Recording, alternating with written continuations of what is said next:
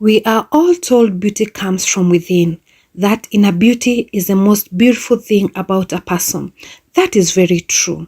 However, the society tells us that we have to be beautiful on the outside in order to be able to feel confident.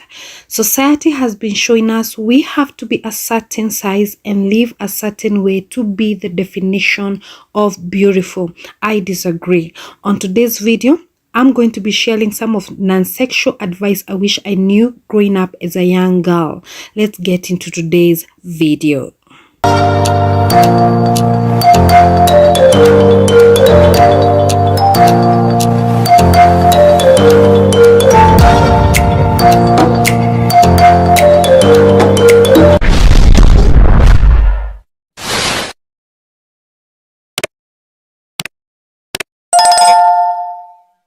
Hello my awesome tribe, how have you been doing? Is that on a weekly basis I'll bring in a self-love kind of a video, because ever since I rediscovered myself, sometimes in life you go through so many issues and it becomes a reckoning moment whereby you get to a place whereby you have to accept who you are, where you are, and where you are heading, and also learn to live in the now moment.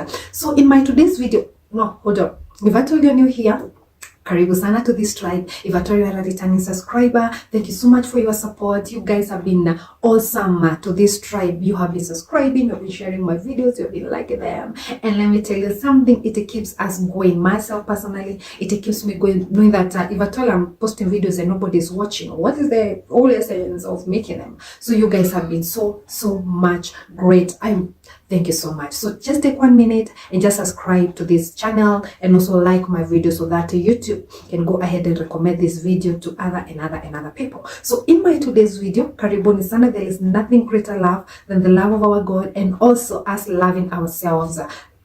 That's it's the beginning of each and every decision that we make and whatever we do. So on my today's video, I'm just going to make a video, not a long video, but a short video about non-sexual advice I wish I knew sooner. I am in my 30s.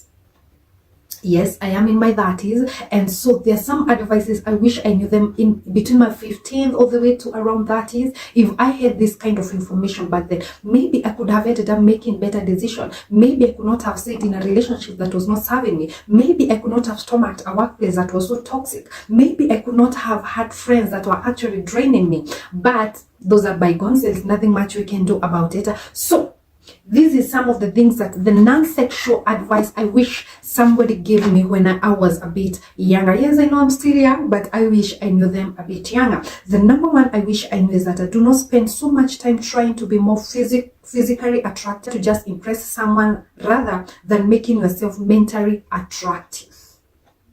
Oof. Let's just take 1 second. Let it sink. So instead of trying to invest a lot about, trying to make somebody like you for who you actually not, because the more you keep sometimes I see our young black ladies, they are trying to corroborate themselves, they are trying to change their skin color, they are trying to, all along they have been the plump kind of ladies, but now it gets to a place you are going on a hunger strike because you have to get dinner because of somebody that is telling you that you look ugly. This is the point whereby you educate yourself. Rest your recurring toxic thoughts, deal with your insecurities, and learn to be happy on your own. The time I actually came to realize that I am a full house, I am a full warehouse. Trust you me, there are some things I cannot stomach from people. And even with that, if at all you are bettering yourself, you attract your kind. You get what you want, you attract, you get who you are. So take yourself back to school, even if it's just a course. You just know that you can be happy. You are enough by yourself. You don't need a second party and that party to tell you how to have fun. Just realize who you are, what you are created to be, and just don't let the toxic the toxic people to just come in and try to define who you are and what you're supposed to be doing. You are more than enough. My point number 2, the advice the kind of an advice I wish I knew back then was that normalize saying no without needing to over-explain yourself. If someone is offended by your boundaries, that's their problem. Learn to say no. If it is not okay with you, learn to say no. And in terms of we are saying no in terms of something is not working for you. Don't just sit there and say yes, yes, trying to look for approval from people. No matter how much you lay on the ground so that they can walk on your back, they will still say your back is not straight enough. Can you sleep better so that I can walk on yourself far much better? The best weight you will ever lose is the weight of other people's opinions of you. My friend, I wish sometimes I watch a lot of stories on YouTube on how my fellow women have undergone in their marriage. You know, they keep saying, I wanted marriage to work, I wanted to be accepted, I was looking forward to the in-laws accepting me. Simply because, and one thing I came to realize, the moment you realize who you are and you set your boundaries, these people will always also respect your boundaries. I don't know how much I'm supposed to shout this point, but learn to say no. It is okay to say no to people's opinions that are not serving you, sweethearts. Learn to say no, set boundaries, and they're going to respect them. The number 3 advice, non-sexual advice I wish I learned sooner. Don't subscribe to other people's definition of fun.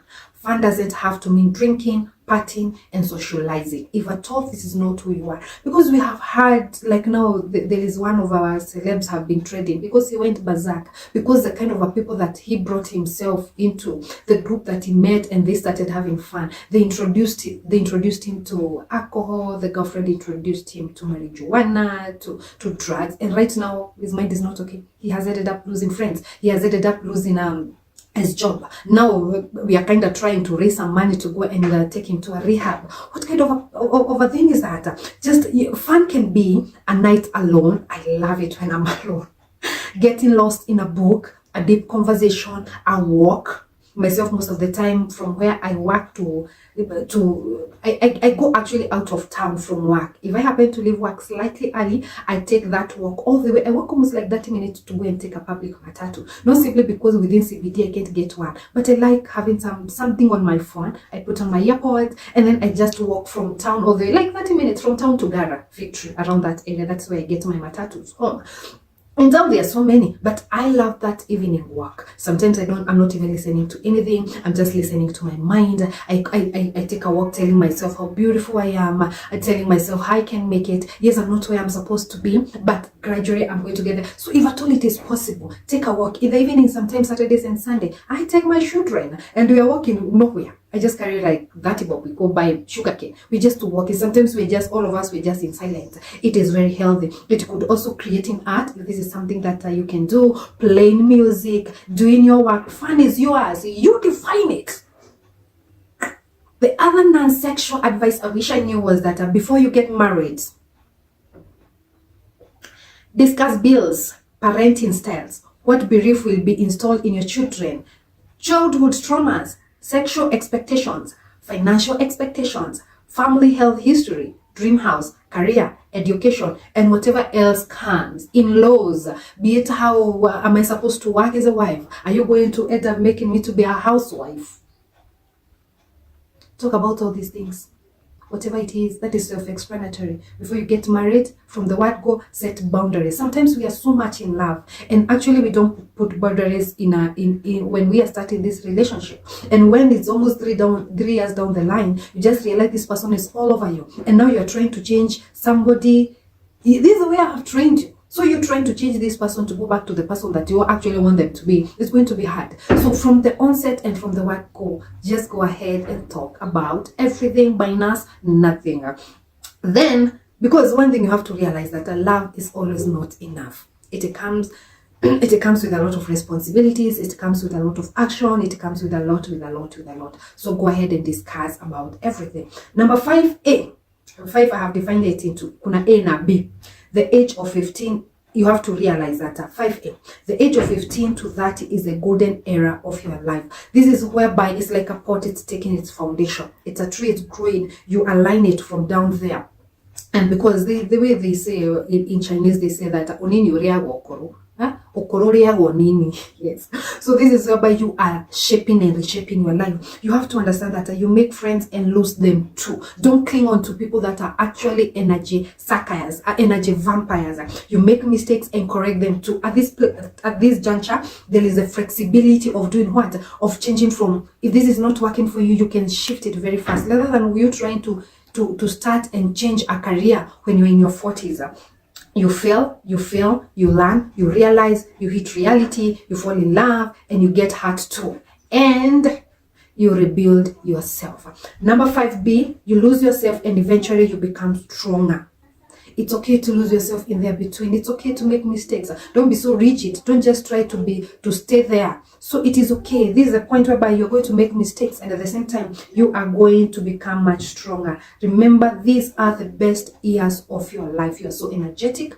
You are in a position to change career. It is not working for me. You go into something. If I told you have to start a business, start it right here. If I told you still a possibility of starting a family, just go ahead and start it. So that by the time you're in your 40s, your kids are a bit grown up and you can do your own thing with your wife, with your husband.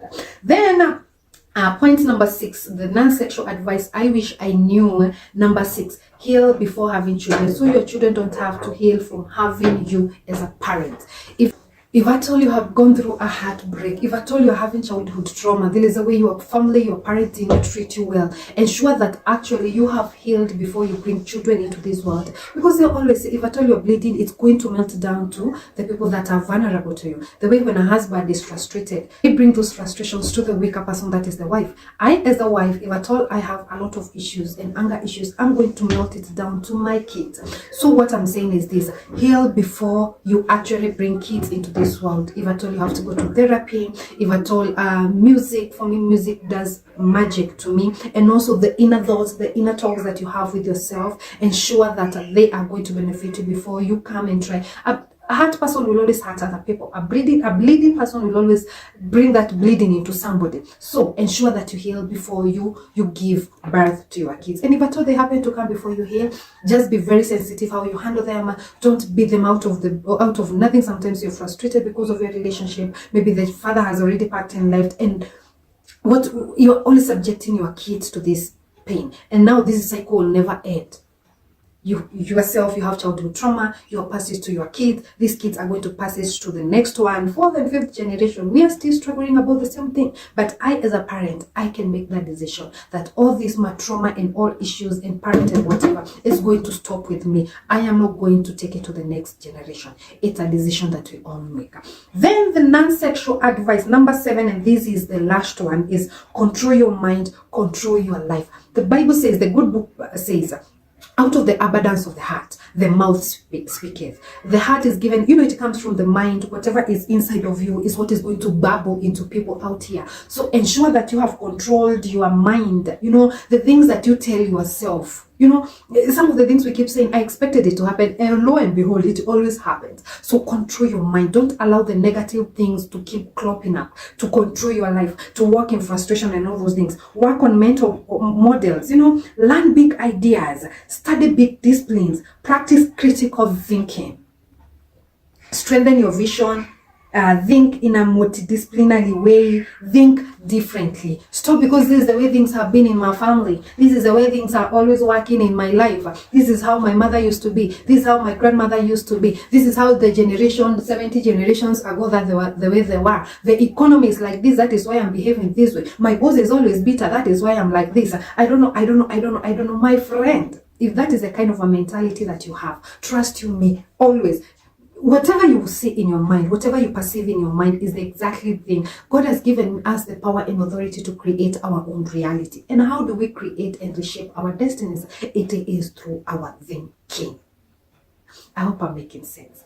Those are the major things, the major 7 things I wish I knew, the non-sexual advice. I wish somebody enlightened me. I wish I Googled them, because I'm very sure there's somebody else maybe has done them, but I did it. But now since I am here, I have gone ahead of you. You people that are behind me in your 20s and in your 15, in your teens, these are good advice if at all you choose to put them into practice. And I always say, if you hear all this good information and you don't act on them, it's like you didn't hear them. So sometimes it just takes that just a slight decision to change your mind, to change your mentality, to change the way you think. And believe me, it has a long term. It's going to, your future will be secured because you have decided to do things differently. So I'm just going to bring my video to a close over there. And I just hope that a point or two here is going to be to linger and to save your that is years to come, So until next time, guys, once again, don't leave without liking, sharing, and commenting and sharing and liking and commenting. That's the only thing I request from you, as a thank you for me bringing as a thank you because of bringing these good kind of points to you. So until next time, guys, keep safe and know that I appreciate you so much. Until next time, bye.